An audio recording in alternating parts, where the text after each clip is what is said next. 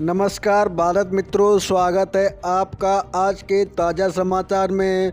तो मित्रों, आज के वीडियो में अनेक कामना उपयोगी एवं 9 बड़ी खबरों के विषय में बात करेंगे। तो मित्रों, अगर आप चैनल पर नए हैं तो प्लीज़ गाइस चैनल को सब्सक्राइब करें, वीडियो को लाइक करें। तो चलिए मित्रों, पहली खबर पर नज़र करते हैं। अगर नहीं मिला 15वीं किस्त का लाभ तो करें ये काम। मित्रों, पीएम सम्मान निधि योजना की 15वीं किस्त मोदी सरकार ने 15 तारीख को किसान मित्रों के खाते में ट्रांसफ़र कर दी है। जिन दोस्तों को 15वीं किस्त का लाभ नहीं मिल रहा है तो उसे ई-केवाईसी कहा जाता है। अगर आप इसे जल्द प्राप्त करना चाहते हैं तो दोस्तों आपको 15वीं किस्त का लाभ आपके खाते में मिल जाएगा। और दोस्तों, आधार कार्ड को बैंक से लिंक करा लें ताकि नया हो आपके अकाउंट में ट्रांसफ़र हो जाए। इसलिए मैसेज के ज़रिए जानकारी लेते रहें और दोस्तों नज़दीकी ऑनलाइन शॉप पर जाकर इसे अनिवार्य करा लें ताकि आपको 15वीं किस्त का लाभ मिल जाए। दोस्तों, अगर आप 15वीं किस्त का लाभ मिला या नहीं तो कमेंट बॉक्स में करके ज़रूर बताइएगा।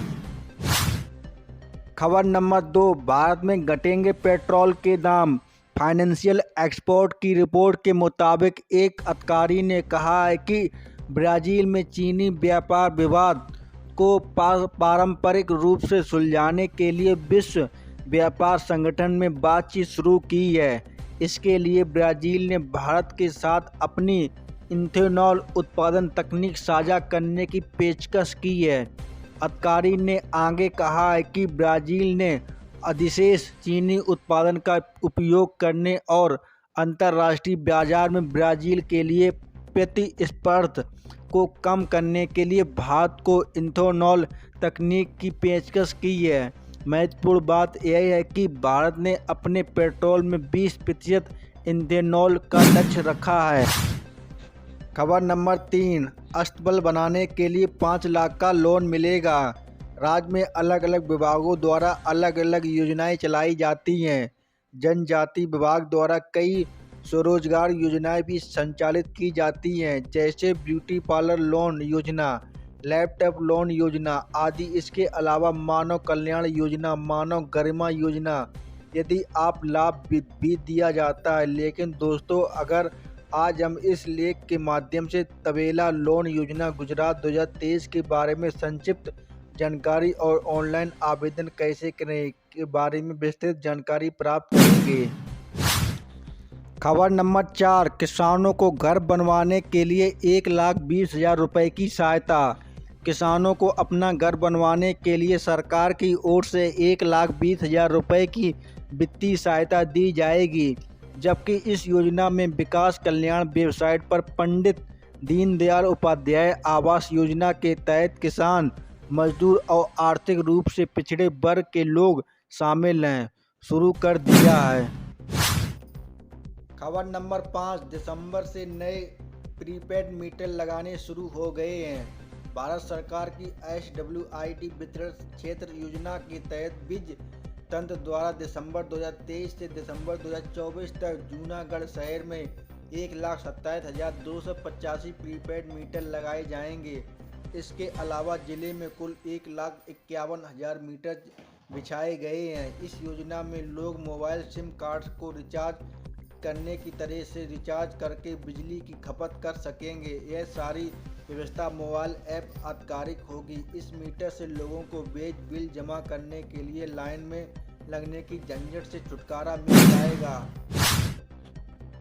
खबर नंबर 6, महंगाई का एक और झटका। त्यौहार के दौरान सब्जियों की कीमतों में बढ़ोतरी है। दिवाली और सर्दी शुरू होते ही हरी सब्जियों की मांग बढ़ जाती है, जिसके चलते यहाँ एक और टमाटर की कीमत फिर से बढ़ गई है। जिसमें टमाटर 20 रुपये किलो मिलता था, अब वह 50 से 55 रुपये किलो तक पहुँच गया है। वहीं 70 से रुपये प्रति किलो मिलने वाले प्याज की कीमत आज 80 से 90 रुपये प्रति किलो तक पहुंच गई है। जहां तक सभी सब्जियों के दाम बढ़ गए हैं, जिसमें सर्दी के मौसम में मिलने वाली सब्जियां मुख्य रूप से गवार, चोली, कुलेरल, पत्ता गोभी, टिंडोला, तुअर के दाम 10 रुपये तक बढ़ गए हैं।